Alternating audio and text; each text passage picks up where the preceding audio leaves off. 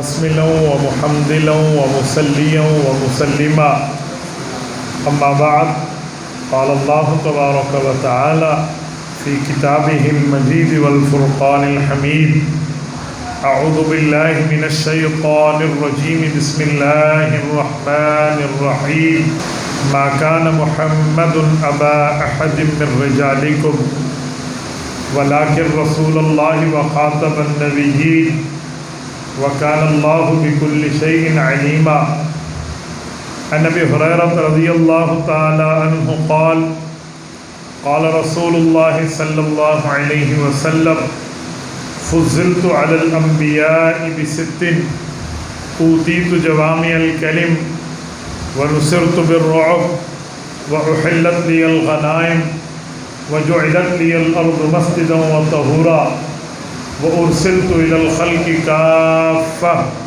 وختم بي النبيون رواه الإمام الهمام المسلم في صحيحه اللهم صل على محمد وعلى آل محمد كما صليت على إبراهيم وعلى آل إبراهيم إنك حميد مجيد اللهم بارك على محمد وعلى آل محمد كما باركت على إبراهيم وعلى آل إبراهيم إنك حميد مجيد.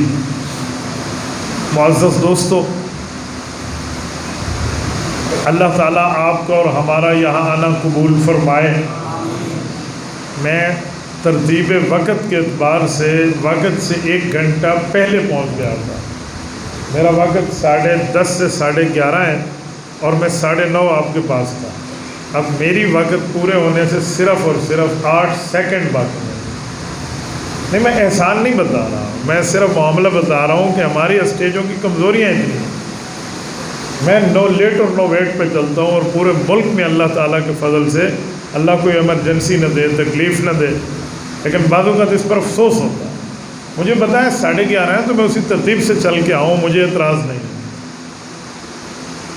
بہرحال میں نے زندگی میں آج پہلی دفعہ گفتگو حضرت مولانا اسماعیل شجاع آبادی دامت برکاتہ العالیہ کی سننا شروع کی. میرا رب جانتا ہے میں ذاتی طور پہ فائدہ محسوس کر رہا تھا. ہمارے اسٹیج کے ذمہ داران نے انہیں روکا ہے، میں نے نہیں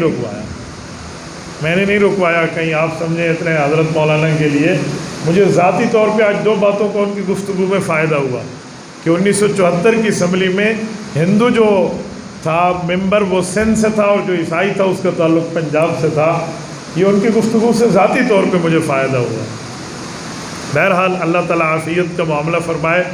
میں چند مختصر وقت میں آپ کے سامنے بات رکھوں گا، بس آپ توجہ رکھنا، میری آنکھوں میں آنکھیں ڈال کر بات سننا، انشاءاللہ ہمارا وقت قیمتی بنے گا. میرے دوستو، عقیدہ ختم نبوت ہم بیان بھی کرتے ہیں، سناتے بھی ہیں، پڑھتے اور پڑھاتے بھی ہیں. اور ہم عقیدہ ختم نبوت کو اس طرح بیان کریں جو ہمارے نوجوانوں کے دماغ میں آئے اور ہمیں احساس ہو کہ اس ختم نبوت کے عقیدے کا ہمیں فائدہ کیا ہے. میں وہ فائدے آپ کے سامنے ذکر کرنے لگا ہوں کہ رسالت مآب نے جو ختم نبوت کا تاج اللہ تعالیٰ سے لیا ہے، اس کا فائدہ امت کو بھی منتقل ہوا ہے یا نہیں ہوا. تو سب سے پہلا فائدہ یہ ہے کہ امت محمدیہ کو اللہ تعالیٰ نے چھوٹی سی عبادت پہ بڑا ثواب عطا فرمایا ہے. یہ فائدہ ختم نبوت کی وجہ سے ملا ہے. آپ کہیں گے کیسے؟ میں اس کی دلیل پیش کرنے لگا ہوں. جامع ترمذی اٹھائیں، حضرت رسول اللہ صلی اللہ علیہ وسلم کا فرمان موجود ہے. حضرت رسالت مآب علیہ السلام نے ارشاد فرمایا، میرے صحابہ میں تمہیں 3 مزدوروں کا قصہ سنانے لگا ہوں. یا رسول اللہ سنائیے. فرمایا، ایک مزدور نے صبح سے ظہر کی نماز تک کام کیا اور اسے اجرت ملی. دوسرے مزدور نے ظہر سے عصر تک کام کیا، اسے بھی اجرت ملی. تیسرے نے عصر سے مغرب تک کام کیا، اسے اجرت ان 2 کے برابر ملی. صحابہ کرام نے سوالیہ نظروں سے اللہ کے رسول کے چہرے کو دیکھا کہ اس کا وقت بھی کم ہے، اس کی محنت بھی کم ہے، جسٹ عصر سے مغرب تک کا ٹائم ہے، اور اسے اجرت صبح سے ظہر، ظہر سے عصر والے کی مل رہی ہے.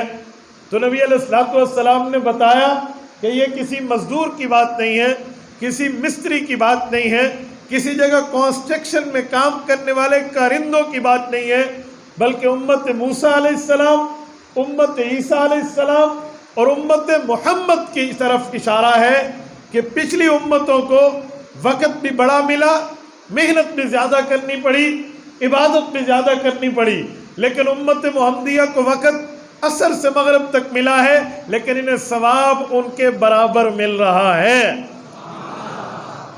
یہ ختم نبوت کا فائدہ ہے، جس فائدے کو امت انجوائے کر رہی ہے۔ آپ اور ہم یہ اجر اللہ جل شانہ سے لے گئے، یہ اجر ہمیں ملا ہے، لیکن جب بھی ہم اسٹیج پہ امت کی فضیلت سناتے ہیں، اسے بطور ختم نبوت نہیں سنایا جاتا، حالانکہ ختم نبوت کی خصوصیات میں یہ ایک خصوصیت ہے۔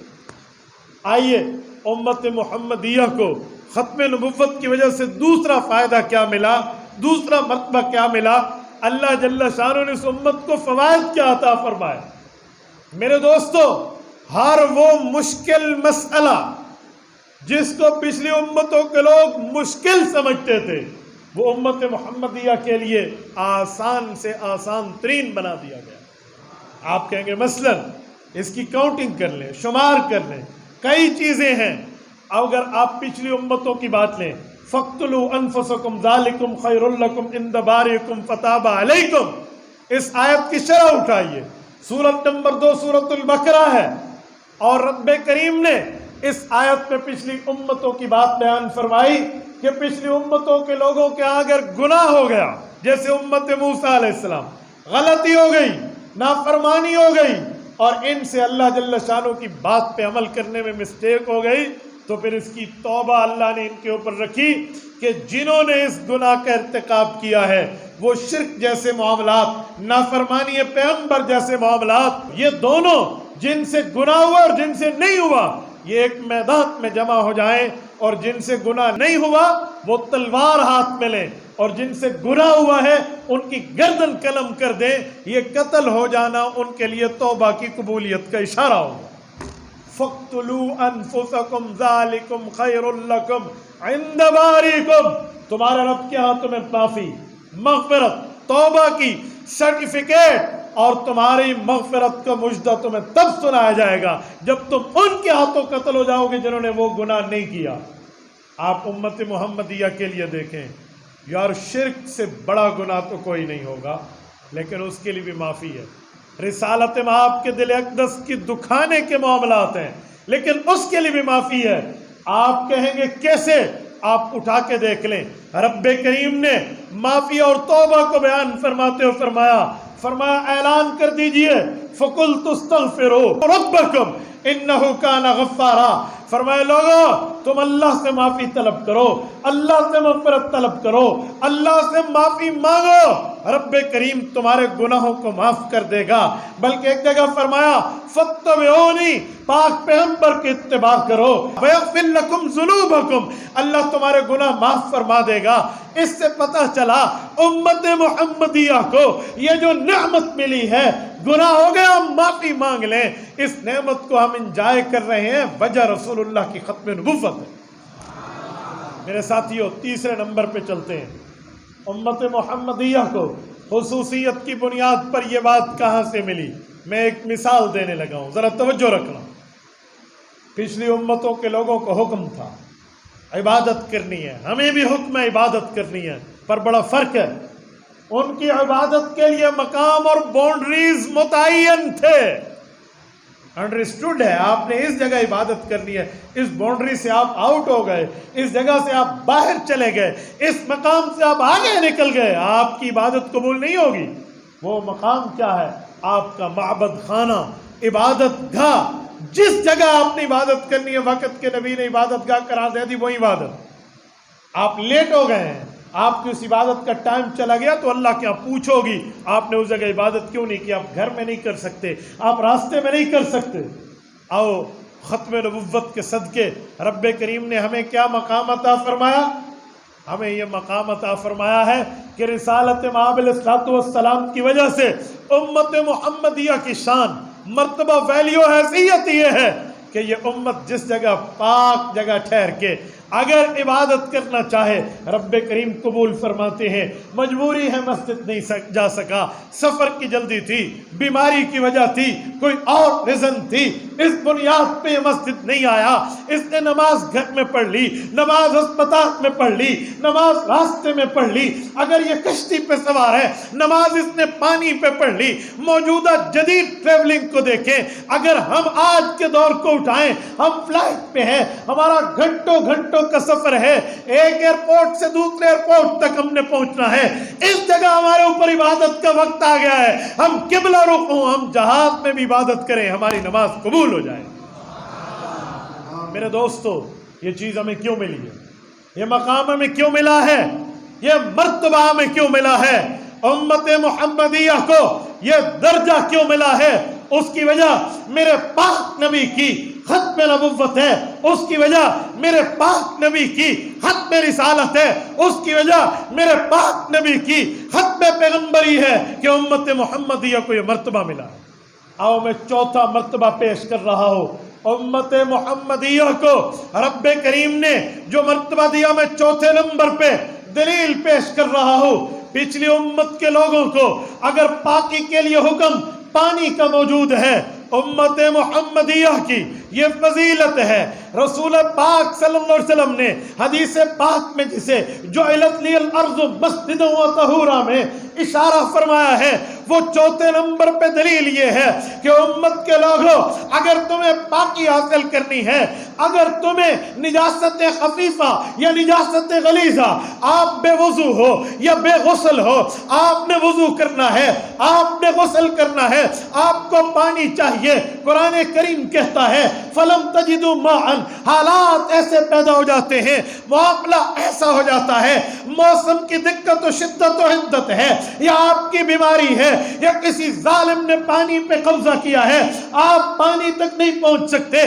یا پانی آپ سے دور ہے, آپ اس کے قریب نہیں ہے, یا پانی بھی قریب ہے, آپ کی دسترس میں ہے, پر آپ بیمار اتنے ہیں کہ اس پانی کے استعمال سے آپ کی بیماری میں اضافہ ہو جائے گا, آپ تکلیف میں مبتلا ہو جائیں گے. پھر امت محمدیہ کو رب نے یہ سپیس دیا ہے, گنجائش دی ہے, یہ مرتبہ دیا ہے. فَلَمْ تَجِدُوا مَاءً فَتَيَمَّمُوا صَعِيدًا طَيِّبًا, تمہارے پاس مٹی موجود ہے, یہ مٹی کے اجزاء مٹی کی جنس میں موجود ہیں, جس کی تفصیل کتب فقہ میں ہے.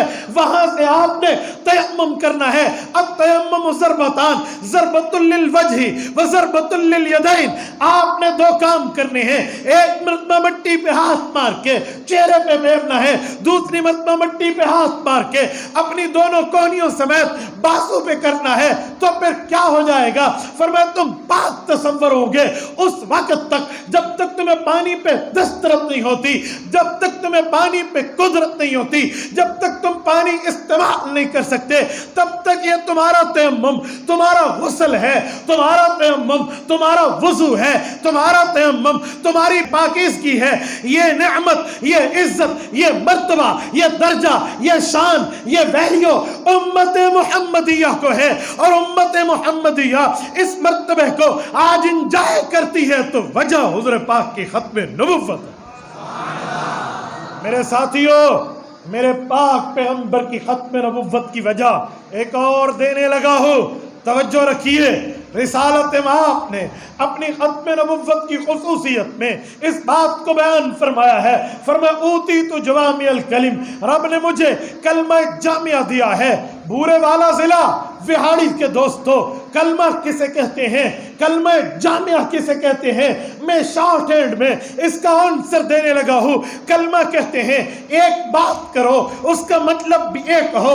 کلمہ جامعہ کہتے ہیں بات ایک کرو, مطلب کئی ہو جائیں, جملہ ایک بولو, مسائل کئی ہو جائیں, کئی حل ہو جائیں, اسے کلمہ جامعہ کہتے ہیں.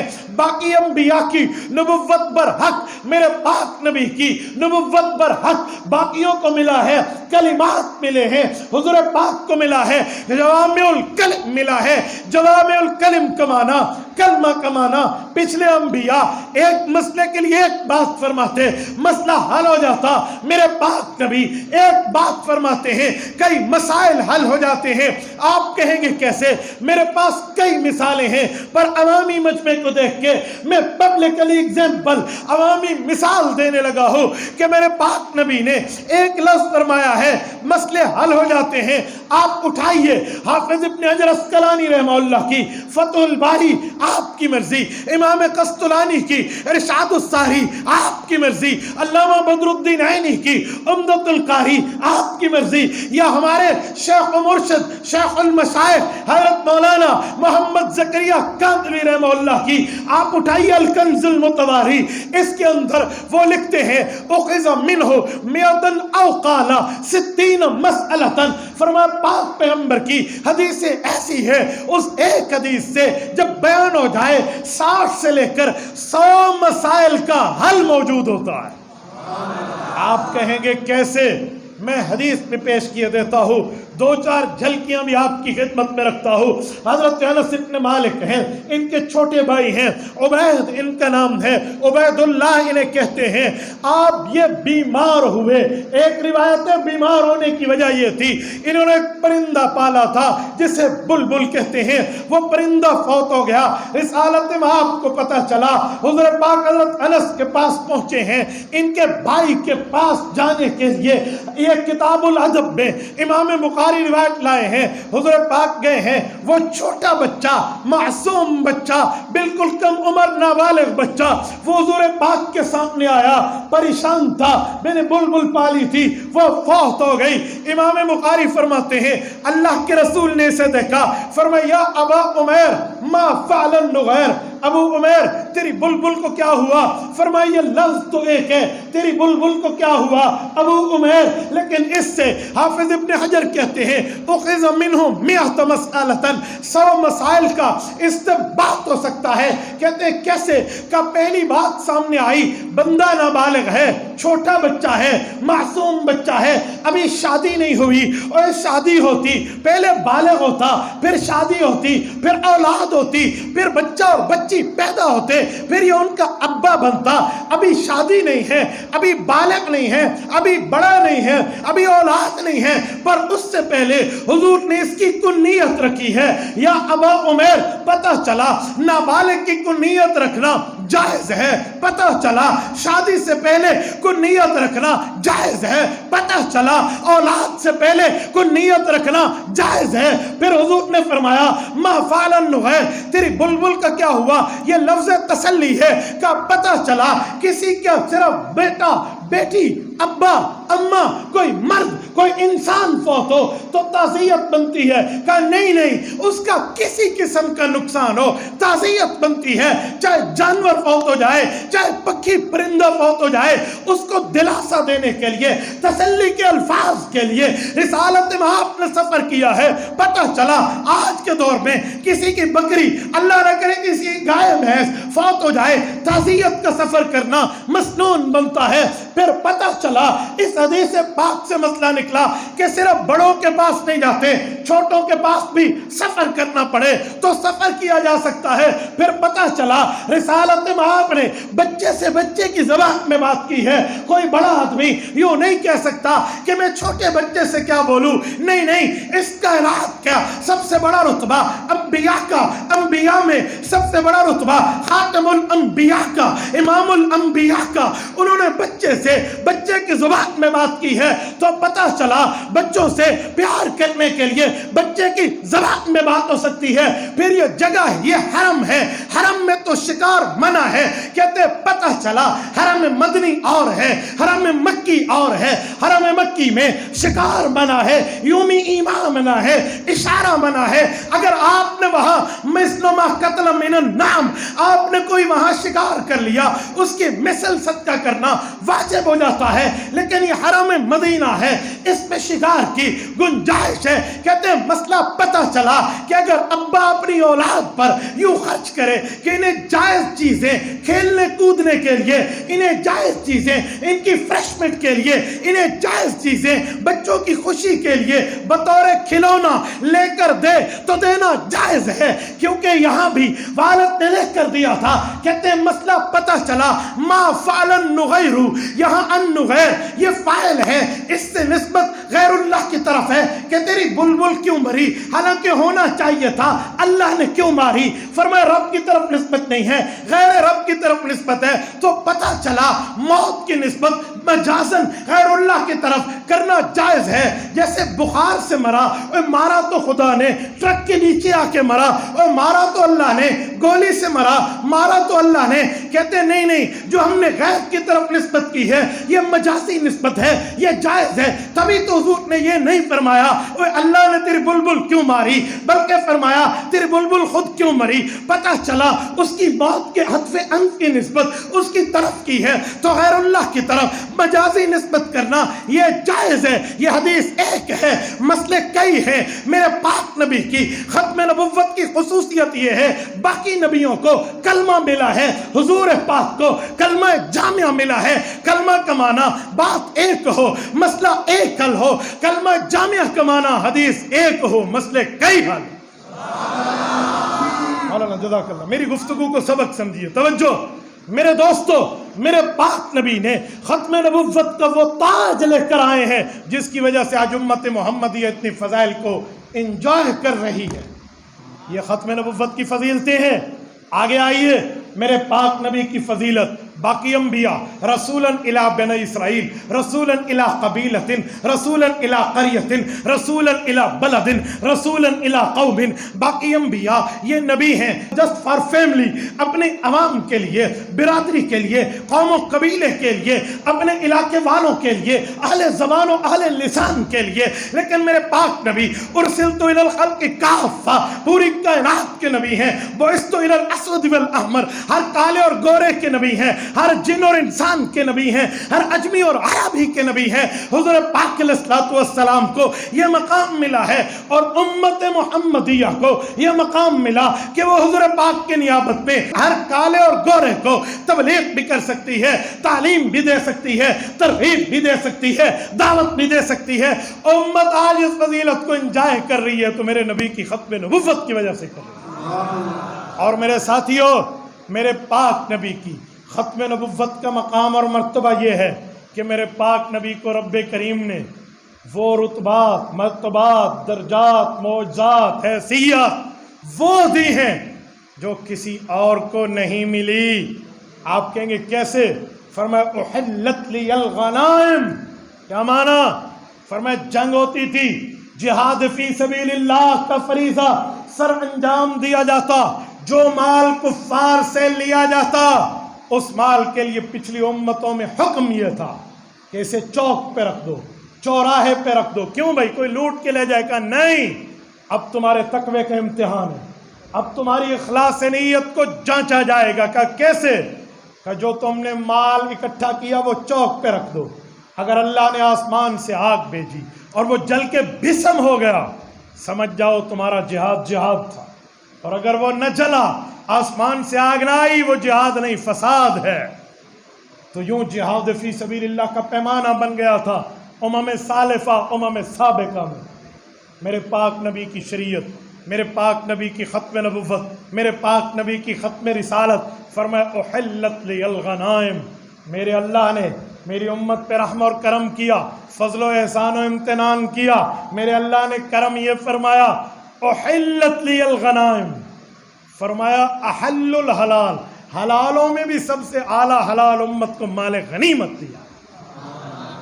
یہ مال غنیمت کی حلت، حرمت سے حلت میں کنورٹ ہونا، یہ میرے پاک نبی کی ختم نبوت کی خصوصیت ہے۔ آج ہم اس خصوصیت کو انجوائے کر رہے ہیں اور کہتے ہیں باپ کی کمائی اپنی اولاد کے لیے احل الحلال ہے، اور میدان جہاد میں کافر سے لیا ہوا مال، مال غنیمت جس کو حدیث میں فرمایا گیا رزقی تحت رمحی، فرمایا میرا رزق میرے نیزے کی نوک کے نیچے رکھ دیا گیا ہے۔ فرمایا یہ چیزیں بھی امت محمدیہ کے لیے احل الحلال۔ آپ اٹھائیے امام ابن کثیر کی البدایہ، آپ اٹھائیے امام طبری کی تاریخ الامم والملوک، وہ فرماتے ہیں حضرت فاروق اعظم رضی اللہ عنہ کے دور میں جب فتوحات ہوئی اور فتوحات کا دروازہ کھلا اور اموال غنائم کثیر در کثیر آنے لگے تو حضرت رسول اللہ کے صحابی جلیل القدر مدبر وقت حکمران نے اعلان کیا کہ رسول اللہ کے دین کی وجہ سے مال غنیمت امت کو مل رہا ہے، تو امت کا پہلا مال غنیمت امت کے خوش قسمت طبقے پہ خرچ کریں گے۔ فرمایا بنو ہاشم کے کوارے نوجوانوں کی لسٹ بنائی جائے، حضور کے خاندان کے جو سادات ہیں ان کی لسٹ اور دفتر تیار کیا جائے، جو ان میرڈ ہے جن کی شادی نہیں ہوئی اس مال سے فاروق اعظم ان کی شادیاں کرائے گا۔ کہتے ہیں جب شادیاں ہو گئی امیر المومنین کو بتایا کہ جی مال بچ گیا۔ امام ابن کثیر فرماتے ہیں تو حضرت عمر نے فرمایا کہ ان کی خدمت کے لیے ایک ایک خادم مہیا کیا جائے تاکہ یہ مال جو آیا ہے احل الحلال مال خوش قسمت لوگوں پہ خرچ ہو جائے۔ یہ امت نے اگر انجوائے کیا ہے تو یہ حضور پاک کی ختم نبوت کی وجہ سے کی، یہ ساری فضیلتیں رسالت مآب علیہ السلام کو ختم نبوت کی وجہ سے ملی ہیں اور اس فضیلتوں کو ہم انجوائے کر رہے ہیں۔ تو آج ہم ختم نبوت کے پروگرام میں بیٹھے ہیں، صرف آپ ختم نبوت زندہ باد کا نعرہ نہ لے جائیے، یہاں سے یہ میسج نہ لے جائیے کہ عقیدہ ختم نبوت تے نعرے تے بڑے لگے نے واہ واہ تے بڑی ہوئی ہے، یوں نہیں ہے۔ ہم میسج لے کر جائیں، پیغام لے کر جائیں، اور جو ختم نبوت پہ ڈاکہ ڈالے پھر اسے ایک ایک چیز بتائیں اور سنو ظالم میرے پاک نبی کو اتنی فضیلتیں ملی ختم نبوت کی وجہ سے، ہمیں فضائل ملے حضور کی ختم نبوت کی وجہ سے، تو اتنا بے ایمان بنتا جا رہا ہے، نبی سے بھی فضیلت کھینچنے کی جسارت کر رہا ہے، امت کے راستے سے بھی فضائل کھینچنے کی جسارت کر رہا ہے۔ فرمایا یوں نہیں کیا جائے، یوں نہیں ہے۔ کتنا مقام ہے میرے نبی کا کہ پوری کائنات کے نبی ہیں، اب جو ختم نبوت پہ ڈاکہ ڈالے وہ رسول اللہ کے تاج ختم نبوت پہ ڈاکہ ڈالنے کے مترادف ہے، اور ایسے ہاتھ کو ہم جسم کے ساتھ سلامت نہیں رہنے۔ یہ ترتیب ذہن میں رکھیں، دلائل کے ساتھ، فضائل کے ساتھ، مسائل کے ساتھ، پروف کے ساتھ بولیے، جہاں بھی بات کیجیے قوت دلیل کے ساتھ بولیے۔ قائد محترم فرماتے ہیں دلیل دلیل ہوتی ہے، فرمایا گولی اتنا اثر نہ اپنے اندر نہیں رکھتی جتنی دلیل کی طاقت اپنے اندر اثر رکھتی ہے۔ اور میرے ساتھیوں یہ ختم نبوت ہے جس پر آج گولڈن جوبلی منائی جا رہی ہے۔ سنیں، گولڈن جوبلی شاید یہاں سے ایک تحریک جنم لیتی، ہم اس ترتیب پر تیاری کر رہے تھے کہ یہاں سے ہم ختم نبوت کی تحریک چلائیں گے، لیکن اللہ نے کرم کیا، اللہ نے ہمارے بزرگوں کی دعائیں، ہماری ماؤں بہنوں کی دعائیں، آپ حضرات کے جذبے پر رحمت فرمائی ہے اور وہ معاملہ بالکل صحیح ہو گیا۔ 6 فروری 2024 کو چیف جسٹس کی طرف سے فیصلہ آیا تھا۔ آپ کو پتہ ہے ٹائمنگ بڑی اہم ہے، میں اگر اس کو سیاسی پوائنٹ آف ویو سے دیکھوں نا، سیاست میں پالیٹکس میں ٹائمنگ بڑی اہم ہوتی ہے کہ جملہ کب کہا، کیوں کہا، کس جگہ کہا، کس وقت کہا۔ تو میں بھی کہہ سکتا ہوں کہ اس عدالت میں یہ فیصلہ اس دن کیوں آیا، کیونکہ 2 دن بعد ملک میں عام انتخابات تھے۔ اس وقت پوری گہما گہمی الیکشن کی چل رہی تھی، ٹاؤٹی یہ کی گئی تھی کہ شاید اس گہما گہمی میں مسلمان مصروف ہوں گے، ٹریفک میں اپنی گاڑی اپنا ٹرک بس نکال کے ہم اپنی لین سیدھی کر لیں گے اور یہ فیصلہ آ جائے۔ آپ کہیں گے مولانا اتنا بڑا شک کیوں کر رہے ہیں، فیصلے تو آتے رہتے ہیں۔ جی میرے پاس اس کے کرائن ہیں، آپ اور ہم کبھی کورٹ جائیں نا، آپ کبھی جائیں، مجال کے آپ کی جیب میں بٹن والا موبائل ہو وہ بھی نہیں لے جانے دیں گے۔ لیکن اس دن تمام یورپی کنٹریز کے سفارتکار جو ایمبیسیڈرز ہیں وہ وہاں پہ موجود ہیں، انٹرنیٹ آن ہے، لیپ ٹاپ ان کے سامنے، اور وہ ای میل کیے جا رہے ہیں اپنے آقاؤں کو۔ کیوں؟ مسئلہ ہمارا، کیس پاکستان کا، فیصلہ ہمارا چیف جسٹس دے رہا ہے، عدلیہ ہماری، یہ غیر ملکی ادھر کیا کر رہے ہیں؟ یہ مذاق نہیں ہے۔ ایسا یہ بھی جان دیں بھی کتی چورانا رلی کتھا ہے۔ آپ نے اپنی غلطی کو درست کیا تو ہم پہ احسان نہیں کیا، آپ نے اپنی قبر اور آخرت کے معاملات کو ٹھیک کیا۔ سنیں، یہ سارا معاملہ ہوا، لیکن میں سلام پیش کرتا ہوں جہاں تمام علماء کی محنت کو، وہاں ببانگ دہل قائد ملت اسلامیہ حضرت مولانا فضل الرحمان کی پکڑ کو بھی اور ان کی محنت کو، جن نے سب سے پہلے اس پر پریس کانفرنس کی ہے، وہ اٹھے، اس پر بات فرمائی، پہلے ریکارڈ دیا، ریکارڈنگ ایک کلپ مجھے آج بھی یاد ہے، جیو پہ بیٹھ کے شاہزیب خان زادہ نے اور اپنے چینل پہ بیٹھ کے منصور خان نے کیا جملے کہے تھے کہ فضل الرحمان کو الیکشن میں شکست ہوئی ہے، وہ اس کا بدلہ لینے کے لیے کام کر رہا ہے۔ ہم نے تب بھی کہا تھا لفافہ والے صحافی نہ بنو، صحافی بنو، تمہیں کیا پتہ فیصلہ کیا ہے، تمہیں کیا پتہ اس کے نکات کیا ہے، تم اسلام کیا جانو، تم آئین کیا جانو؟ یہ کوئی بات ہے؟ آپ نے ایسے کہہ دیا۔ یہ فضل الرحمان صرف عام پارٹیوں کی طرح سیاست دان نہیں ہے، اس کا باپ وہ ہے جس نے 7 ستمبر 1974 کو مرزا قادیانی کی منجی اسمبلی میں ٹھوکی تھی۔ کوئی عام بات ہے؟ آپ ایسے ہی سمجھ جائیں جی ایسے اس نے کہہ دیا جی اپنی شکست کا بدلہ لے رہا ہے۔ آج میں انہیں کہتا ہوں، اسی تمہارے چیف جسٹس نے اسی چیمبر میں بیٹھ کے، اسی عدالت میں بیٹھ کے، اسی فیصلے کو لے کر اپنے پیراگراف پہ معذرت کیوں کی اور اپنے الفاظ واپس لے کے فیصلہ تبدیل کیوں کیا؟ اس وقت جو تم ٹاؤٹی کر رہے تھے میڈیا پہ بیٹھ کر، اس وقت جو تم اسکرین پہ بیٹھ کر ایران توران کے کلاپے ملا رہے تھے، کورو پانڈو کے قصے ہمیں سنا رہے تھے، اجے یوں کر دیا فضل الرحمان نے، یوں کر دیا، اب کیوں اسے ابا مانا ہے تم نے؟ کیوں اسے ابا مانا ہے چیف جسٹس سمیت سب نے؟ اور اسی نے جو بتایا اسی کو مانا گیا۔ میں اس دن قائد محترم کی خدمت میں حاضر تھا، میں نے حضرت سے پوچھا، میں نے کہا حضرت ہم نے صرف اسکرین پہ دیکھا ہے، ہم آپ کی زبان سے سننا چاہتے ہیں ہوا کیا؟ مولانا کی ایک بات آپ کو سنانے لگا ہوں، بڑا عجیب جملہ فرمایا۔ کہتے ہیں جب چیمبر میں گئے نا چائے کے وقفے میں سماعت کے بعد، تو کہتے ہیں میں نے ان سب ججوں سے پوچھا کہ تم یہاں کہہ رہے ہو چیف جسٹس صاحب کہ میں آئین میں قرآن اور حدیث کے حوالے دیتا ہوں، امریکہ اور انگلینڈ کے حوالے نہیں دیتا۔ قائد محترم فرمانے لگے میں نے پوچھا کہ قرآن حدیث کے حوالے دے دیں، لیکن بتائیں آپ کی قرآن کے بارے میں تعلیم کیا ہے؟ بولیے نا، آپ کی حدیث کے بارے میں ایجوکیشن کیا ہے؟ آپ کتنے ایجوکیٹڈ ہیں قرآن کے بارے میں اور حدیث کے بارے میں؟ فرمایا تم نے جو LLB کر لی ہے، تم نے جو MML کر لیا ہے، کیا LLB اور MML کرنے کے بعد تمہیں ایک پارے جتنی قرآن پاک کی اویئرنیس دی جاتی ہے؟ بتائیے۔ سارے عدلیہ والے ایسے بیٹھے، میں تو کئی بارز میں جا کے کہتا ہوں، میرے تو پیٹی بن بھائی ہیں نا، میں نے اپنی BA کے بعد یہ مستقل طور پہ LLB کر کے معاملے کو دیکھا ہے، میں جانتا ہوں کتنی اسلامی تعلیم ہے اس میں۔ کیا تم نے 2-4 زکوٰۃ اور طلاق اور نکاح میں وہ بھی چند شکیں فقہ کے ڈال دی ہیں؟ اسے قرآن کی تعلیم کہتے ہیں؟ اسے اسلام کی تعلیم اور شریعت کی تعلیم کہتے ہیں؟ ہمارا اولا اور ثانیہ کا نور النساء پڑھا ہوا لڑکا تم سے زیادہ فقہ جان رہا ہوتا ہے۔ مولانا کی یہ بات بہت بڑی بات ہے۔ وہ کہنے لگے جی پہلے تم کسی عالم دین سے یا سمجھو یا قرآن کریم کی تعلیم لو یا اس وکیل سے رہنمائی لو جو عالم بھی اور ایڈوکیٹ بھی، پھر بیٹھ کے تم فیصلے صادر کرو، ورنہ لا اکراہ فی الدین اتری کس لیے تھی اور تم لکھ کس کے لیے دے دو؟ ایسے نہیں ہوگا۔ بہرحال اللہ تعالیٰ نے کرم کیا، اللہ نے فضل فرمایا، اس فیصلے کو واپس لیا گیا۔ میں کل پرسوں ایک جگہ ایک صحافی مجھ سے بات کرتے ہوئے کہتے ہیں جی مولوی کے دباؤ پہ فیصلہ واپس لیا گیا۔ میں نے کہا نہیں۔ کہتے کیوں؟ مولوی کا دباؤ تھا۔ میں نے کہا نہیں، مولوی اس فیصلے میں استاذ کی حیثیت رکھتا ہے، مولانا فضل الرحمان۔ کہتے وہ کیسے؟ میں نے کہا سیاستدان آئین بنانے والے ہیں اور عدلیہ آئین کی تشریح کرنے والے ہیں۔ تو مولانا نے جا کے چیف جسٹس کو کہا کہ جس آئین کی تو تشریح کر رہا ہے یہ ہمارے بنایا ہوا ہے، یہ ہمارا بنا ہوا ہے، تو اس کی کیا تشریح کرے گا؟ ہم تمہیں بتائیں گے تشریح ہوتی کیا ہے۔ شیخ الاسلام نے جو لکھ کے دیا ہے نا حضرت مفتی تقی عثمانی دامت برکاتہم نے، انہوں نے جو واٹس ایپ کیا، وہی واٹس ایپ وہ کورٹ کے ریڈر نے اور اسٹینو وغیرہ نے بیٹھ کے اس کو ٹائپ کیا ہے۔ حال تو تمہارا یہ ہے کہ اسلامک معاملات میں تمہارا بیسک نالج اتنا ہے۔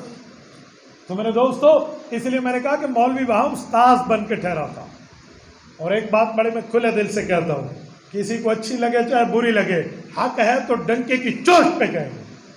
دنیا میں ہم نے بڑے سیاستدانوں کو کٹہرے میں پیش ہوتے دیکھا ہے، بڑے بڑوں کو دیکھا ہے، بڑے بڑے ترم خانوں کو بھی ہم نے دیکھا ہے جو عدلیہ کے کٹہرے میں آئے۔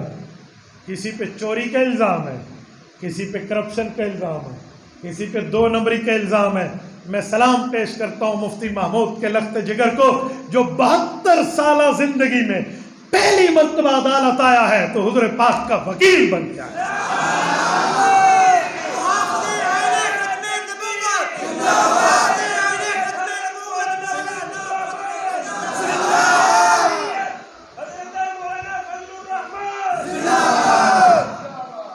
فرمان لگے کہ میں 27 سال کی عمر میں یہاں آیا تھا، اب 27 کا فگر چینج ہوا ہے، 2 ادھر اور 7 ادھر لگے، 72 سال میری عمر ہے۔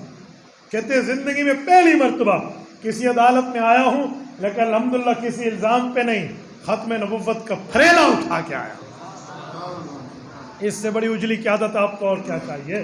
اس سے بڑا صاف معاملہ آپ کو اور کیا چاہیے؟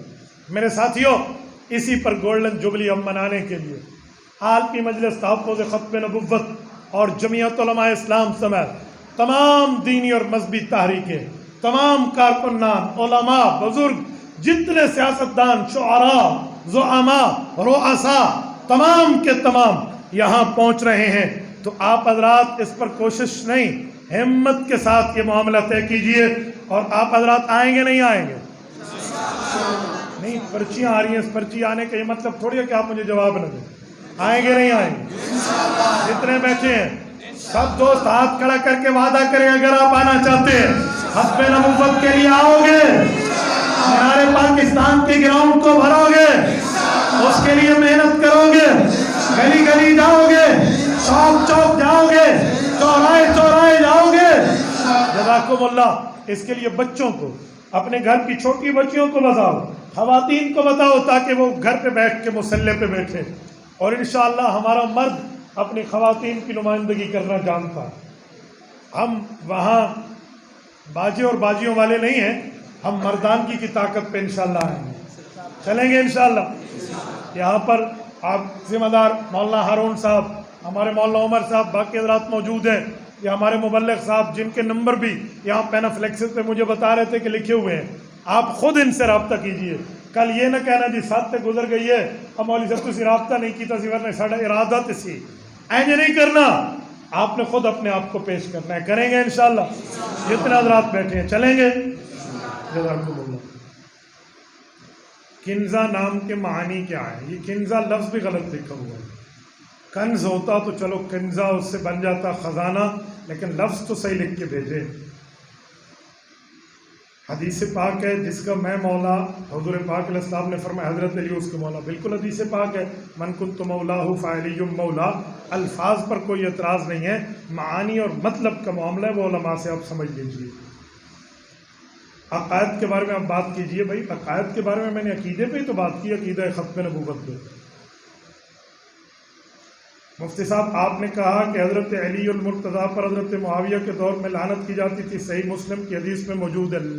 جھوٹ بولتے ہو، جرت کرے کسی بعد دودھ پیتے ہیں وہ مسلم سے مجھے یہ روایت دکھا دے کہ حضرت معاویہ نے حضرت علی پہ لعنت کروائی ہے ممبر پہ. اور مسلم میں، مسلم میں نہیں، ذخیرہ ہے حدیث میں. مجھے ایک صحیح حدیث دکھا دو کہ حضرت معاویہ نے حضرت علی پہ نعوذ باللہ لعنت کی ہے، میں اس وقت تیرے گھر کی نوکری قبول کروں.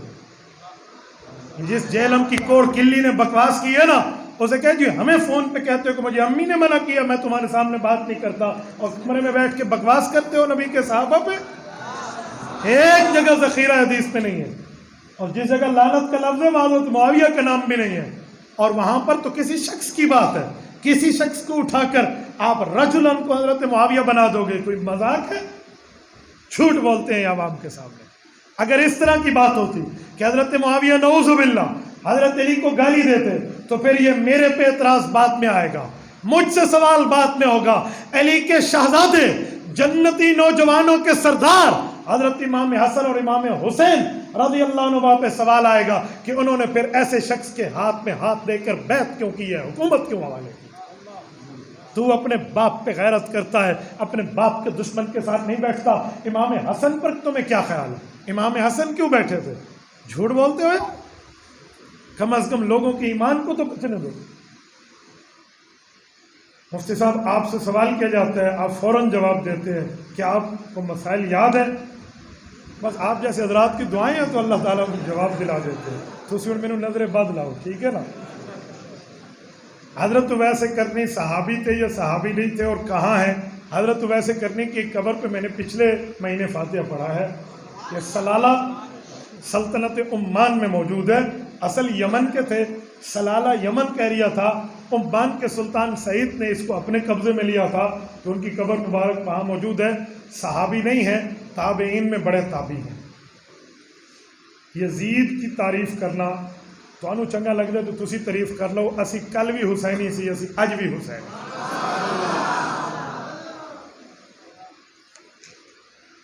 مفتی صاحب آپ کی شادیاں 4 ہو گئی ہیں، ہماری ایک بھی نہیں ہوئی.